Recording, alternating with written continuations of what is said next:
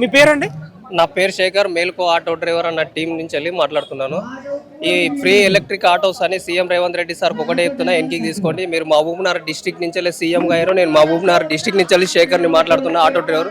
మీరు లోకల్లో ఉన్న ఎమ్మెల్యేలతోనా కానీ ఒక ఆటో డ్రైవర్ యూనియన్స్ కానీ ఎవరన్నా పిలిచి మీరు మాట్లాడినరా? ఎవరికి మాట్లాడకుండా ఆటోస్ తీసుకురావడం మాకేం పద్ధతి ఏమో మాకైతే ఏం నచ్చలేదు. అట్లానే దయచేసి ఫ్రీ ఆటోస్, ఎలక్ట్రిక్ ఆటోస్ అని వెనక్కి తీసుకోండి. ఈ ఆర్టిస్ట్తో కొలబరేట్ తీసేయడాన్ని కోరుతున్నాం. మీ పేరు అసలు? నా పేరు మహబూబ్ నగర్ శేఖర్ అని అంటారు. ఎన్ని ఏళ్ళు అవుతుంది హైదరాబాద్ వచ్చి? హైదరాబాద్ వచ్చేసి నేను దగ్గర 6 సంవత్సరాలు అవుతుందన్న. 6 సంవత్సరాల నుంచి ఆటోనే నడుతున్నా. అయితే మేము మహబూబ్ నగర్ డిస్టిక్ లోనే ఆటో నడుపుతుండే, మహబూబ్నగర్ డిస్టిక్ లోనే నడుతుంటే ఈ ఫ్రీ బస్సులు తీసుకురావడం వల్ల అక్కడ ఉపాధి లేక హైదరాబాద్ వచ్చి హైదరాబాద్ తోలుతున్నాం. ఎంతమంది నీకు పిల్లలు? నాకు 3 పాపలు ఉన్నారు. పాపల ఫీజులు కూడా కట్టని పరిస్థితి ఉందన్న. ఇది ఈరోజు ఇంట్లోకి వెళ్ళని పరిస్థితి ఉంది. ఒకరోజు ఇంట్లోకి కూడా వెళ్ళని పరిస్థితి ఉంది. రోజు చేస్తే మేము మహబూబ్నగర్ డిస్టిక్ లో 500, 600 అవుతుంది. అంతకంటే ఇక్కడ ఒక 5 రూపాయలు 10 రూపాయలు ఎక్కువ సాని ఇంత దూరం వచ్చి నడుతున్నాం. అది రూమ్ రెంట్, స్కూల్ ఫీజులు మాకైతే ఏం వెళ్తలేదు. ఇప్పుడు హైదరాబాద్ లో ఫ్రీ బస్సులు కావడం వల్ల మీ ఆటో కార్మికుల సమస్య చాలా ఇబ్బందిగా మారింది, పొట్టగొట్టినట్లే.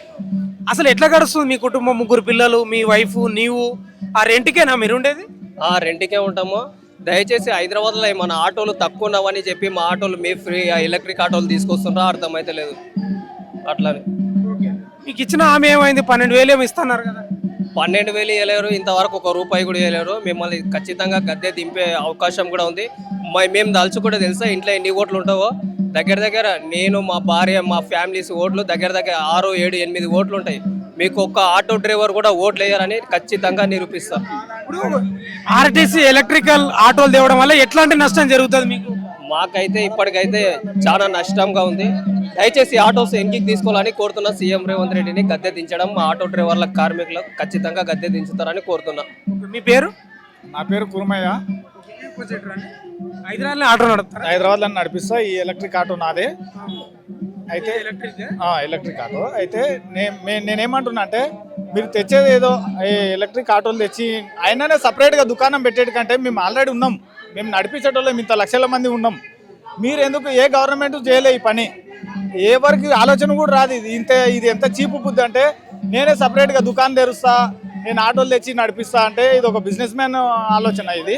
దీన్ని వెనక్కి తీసుకోవాలి సార్. ఒకటే నేనేమంటున్నా, మామూలుగా మన జిల్లా నుంచి వచ్చిన సీఎం అంటే మాకు గౌరవం.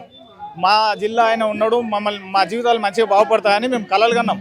ఆ కళలు నిరాశలైనవి. మేము ఏడుకో పొట్ట చేతిలో పట్టుకుని హైదరాబాద్ వచ్చినాం. ఈడ బతుకుదామని అంటే ఈడ కూడా మా పొట్టకుని మొత్తం లాక్కుంటా అంటే ఇంకా మేము ఎక్కడ పోవాలి, ఎవరిని అడగాలి? ఇది ఏ డిస్ట్రిక్ట్ మీది? మాది మహబూబ్ నగరే. మామనార్ నుంచి వచ్చి ఇక్కడ ఆటో ఎన్ని ఏళ్ళ నుంచి నడుపుతున్నాం? ఇక్కడ నేను 3 సంవత్సరాలు అయింది. 3 సంవత్సరాల నుంచి మామూలుగా ఇంతో నాతో నడుస్తుండే. ఫ్రీ బస్సులు వచ్చినాయి, మరి ఇంకా దారుణంగా అయిపోయింది. అంటే గతంలో నువ్వు మామనార్లో నడిపినావు ఆటో? మామనార్లు అంటే నేను అప్పుడు స్కటిపర్ నడుపుతుంటే నా పని నేను చేసుకుందాం, ఒకరి కింద చేసేది ఓనర్ ఫోన్ చేసి దమ్ చేస్తాడు అన్నట్టుగా నేను నా సొంత పని నేను చేసుకుందాం అన్నట్టుగా తెచ్చుకున్నా. కానీ ఇప్పుడు ఎట్లయిందంటే 2 నెలల రూమ్ రెంట్ కట్టాలి. ఇప్పుడు నేను ఫస్ట్ 2 నెలల రూమ్ రెంట్ పెండింగ్ పడింది. అంటే ఈ ధర్నాలు మేము చేసుకుంటే కొట్లాడితే 10 రూపాయలు వస్తాయని ఆశతోనే మేము ఈ రోజు కూడా ఇక్కడికి వచ్చినాం. అన్ని సర్వం కోల్పోయినాం. ఇప్పటికి కోల్పోనికి ఇంకేం లేదు మా దగ్గర. మేము ఏమంటున్నాం అంటే, వాడుకోండి, మా సేవల్ని వాడుకోండి, కానీ మా జీవితాలతోనూ ఆడుకోవద్దు సార్. అంతే. మా జీవితాలను నాశనం చేసి మీరేం బాగుపడేదేం లేదు. మేము ఒక మంచి కస్టమర్ వస్తాడు, చెడ్డ కస్టమర్ వస్తాడు. ఎక్కినప్పుడు ప్రతిదీ మేము అందరికీ చేరవేసేది మేమే, ఆటో డ్రైవరే. ఆటో ఎక్కంగా నా చెప్పు భయ ఎట్లా ఉంది పరిస్థితి ఏంది హైదరాబాద్లో? ఏ గెస్ట్ నువ్వు మద్రాస్ నుంచి వచ్చినా, ముంబై నుంచి వచ్చినా, ఎవరు ఎక్కడి నుంచి వచ్చినా మీ పాలన ఎట్లుందని అడిగేది ఫస్ట్ మమ్మల్ని. అంటే మమ్మల్ని అడుగుతారు. ఎవరైనా వచ్చి ఒక ఇంట్లో కూర్చున్నట్ల ఫ్రీ టైం ఉంటుంది కాబట్టి ఆ 2 నిమిషాలు మా దగ్గర మంచిగా మాట్లాడతారు. మేము మంచిగా మీ గురించి పాజిటివిటీ చెప్పాలంటే మా జీవితాలతో ఆడుకోక సార్. మేము మంచిగానే చెప్తాం, మీరు మంచిగానే ఉండాలి. ఇంకో 10 కాలాల పాటు చల్లగా ఉండాలంటే మా జీవితాలతో ఆడుకోవద్దు. మీరు అనుకున్నది ఏదో ఆ దుకాణం బంద్ చేయండి సార్. ఆ ఎలక్ట్రిక్ ఆటోలు తెచ్చి నేను పెడతా అంటే మేము నడిపిస్తాం కదా సార్. మేము నడిపిస్తలేమా? ఇప్పుడు ఓలా, ఊబర్, ర్యాపిడో ఇన్ని కంపెనీల బండ్లు నడిపిస్తున్నాము. ఇన్ని చేతనైతున్నాయి, కానీ ఈ బస్టాండ్లకు తీసుకోవాలేమా? మేము తీసుకుపోతామని చెప్తున్నాము. ఎందుకు చేస్తున్నారు మరి?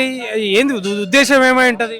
ఒకటే సార్, మాకు ఏదైనా పాయిజన్ డబ్బు ఇచ్చి చంపేసి అప్పుడు ఆయన తెచ్చుకొని దుకాణాలు పెట్టుకున్నాను అనుకో. ఇక సరే, ఇంతకుముందు తెలంగాణలో ఆటో డ్రైవర్లు ఉండి వాళ్ళందరినీ చంపేసిండు. రేవంత్ రెడ్డికి ఒక చరిత్ర మిగులుతుంది అనుకుంటున్నాను నేనైతే. ఇక నీకు ఎంతమంది పిల్లలు? నాకు 3 పిల్లలు, 2 మగ పిల్లలు, 1 ఆడపిల్ల. చదివిపిస్తున్నావా? చదివిస్తున్నా. గవర్నమెంట్ స్కూల్ మంచిగా ఉంది అన్నాడు. సరే ఆ విద్య ఎట్లుందో తర్వాత పక్కన పెడదాం, అది రేపు తెలుస్తుంది. గవర్నమెంట్ స్కూల్లో నా పిల్లలు చదివేది. ఫీజులు కట్టాలంటే ఇంకా మరీ దారుణం అవుతుంది మా పరిస్థితి. అన్న మేము 2 అన్నదమ్ములము. మాది మహబూబ్నగర్ జిల్లా, ఇంతకుముందే చెప్పినా కదా. అయితే మా కుటుంబ పరిస్థితి చెప్పాలన్నది లేదో కానీ చెప్తున్నా, ఒకసారి వినండి. మొన్న మా అమ్మ రీసెంట్గా చనిపోయింది.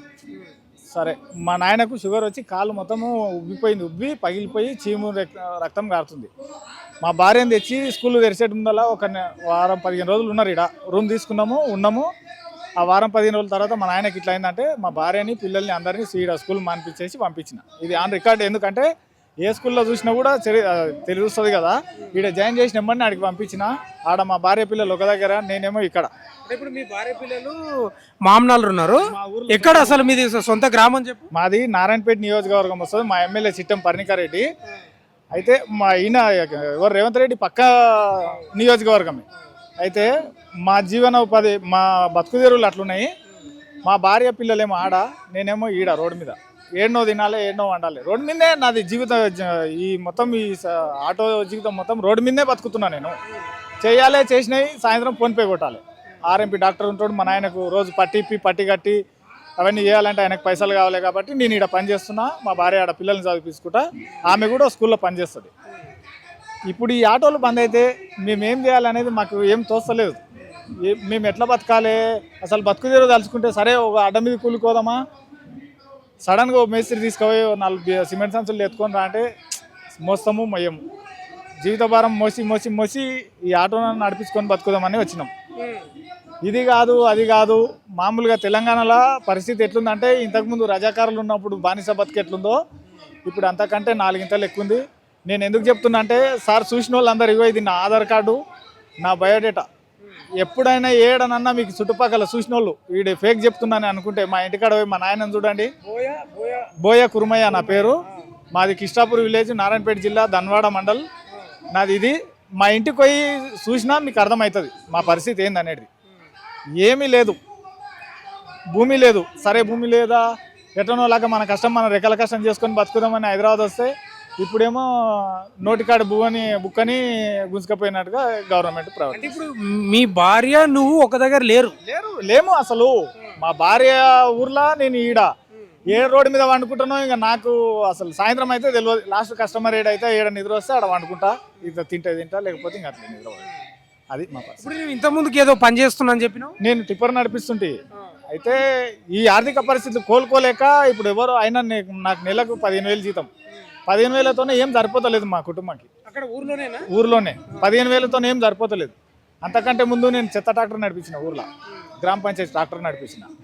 రకరకాలుగా చేసుకుంటూ వస్తున్నా కానీ ఏమి సరిపోతలేవు. అంటే బతకనీకే మనిషికి ఈ రోజుల్లో ఖర్చులు విపరీతంగా పెరిగిపోయినాయి. ఒక టిఫిన్ చేయాలంటే రోజు పొద్దుగాల పూట టిఫిన్కే 100 రూపాయలు లేచిపోతాయి.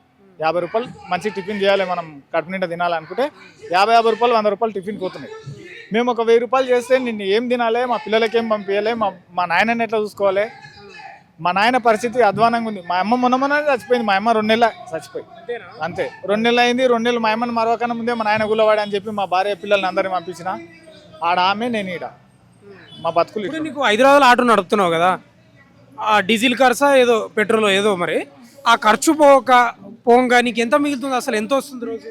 1000 రూపాయలు మిగతా మా బ్రహ్మాండం. అది నా ఎలక్ట్రిక్ ఆటో కాబట్టి 1000-1200 ఇంకా లాస్ట్ హైయెస్ట్. అది రాత్రి వరకు నేను, నా భార్య పిల్లలు లేరు కాబట్టి చేస్తే పొద్దుగాల 6 గంటలకు పోతా, ఇంకా సాయంత్రం 10 అవుతుంది, 11 అవుతుంది. చెప్పని నైట్ 10 అవుతుంది, 11 అవుతుంది. ఈ ఓలా, ఊబర్, ర్యాపిడో వీళ్ళు రేటింగ్ ఇస్తలేరు, అదొక సమస్య. అందులో ఇప్పుడు ఈ సిటీ యూనియన్లు ఉన్నారు, వాళ్ళు ఏమంటారు, మీ డిస్ట్రిక్ట్ నుంచి ఎందుకు వచ్చినారు. ఒకటే సార్, మీరు తలుచుకుంటే మా జిల్లాలో పని చేయాలనుకుంటే మీకు ఎంతసేపు సార్? ఒక 5 నిమిషాల పని. ఒక సీఎం కల్పించాలంటే ఏ సీఎం అయినా చూసుకోండి, చరిత్ర ఇది. చంద్రబాబు నాయుడు అయినా వాళ్ళ నియోజకవర్గం వేరే చేసుకున్నాడు, ప్రతి ఒక్కరు చేసుకున్నారు. మీరు ఎందుకు సార్ వచ్చి హైదరాబాద్లో పడి మమ్మల్ని కూడా బతకనిస్తలేరు కదా? వచ్చినామంటే మీరు మమ్మల్ని ఏదో వేరే దేశాల నుంచి వచ్చినట్లు చూస్తుండ్రు. ఇట మాకు బతికే స్వేచ్ఛనే లేదు. అంటే ఇప్పుడు ఫ్రీ బస్ వల్ల డిస్టిక్ల నుంచి ఆటో డ్రైవర్లు హైదరాబాద్ వస్తున్నారా? అవును, వస్తున్నారు, చాలా మంది వస్తున్నారు. అంటే బతుకుదేరు లేదాడా. ఇప్పుడు వానాకాలం ఏమో ఇట్లా అయింది, వానలు లేవు.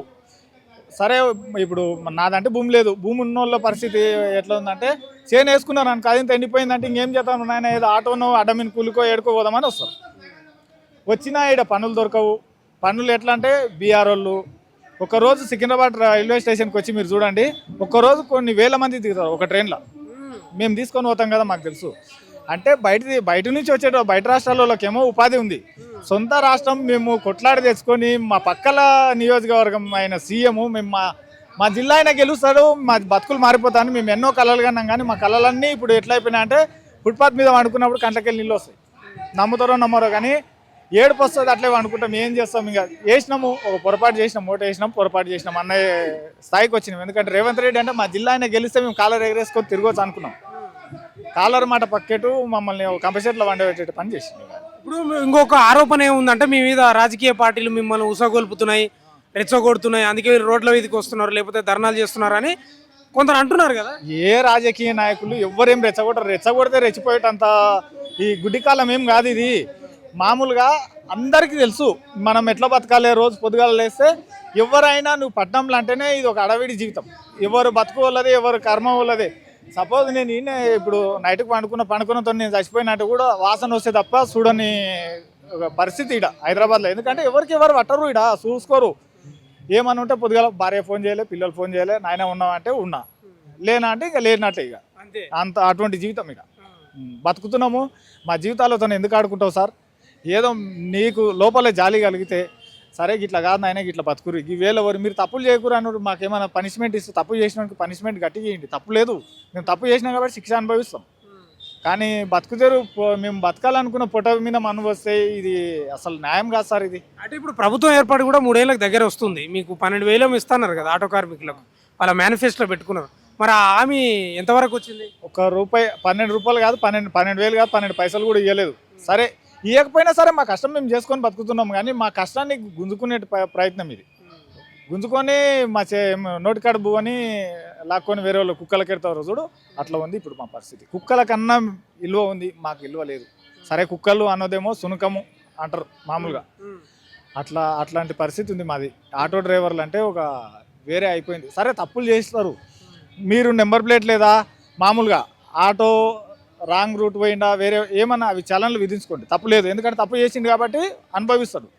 కానీ బతుకుదేరు మీద బతుకుదేరునే లేకుండా చేస్తామంటే మేము ఎక్కడ పోయి ఏడ బతకాలి సార్? ఇంకా వాళ్ళు యూపీ బీహార్ వాళ్ళు మన తెలంగాణ రాష్ట్రం కోసం మేము అక్కడ పోవాల్సి వస్తుంది. ఇక ఇంకా అంతే కదా. ఇక మేము ఇంకా పోయి ఆడాలన్నా పని ఉందో లేదు, మరి మాకు ఆ భాష రాదు, ఆ మాటలు రావు. అది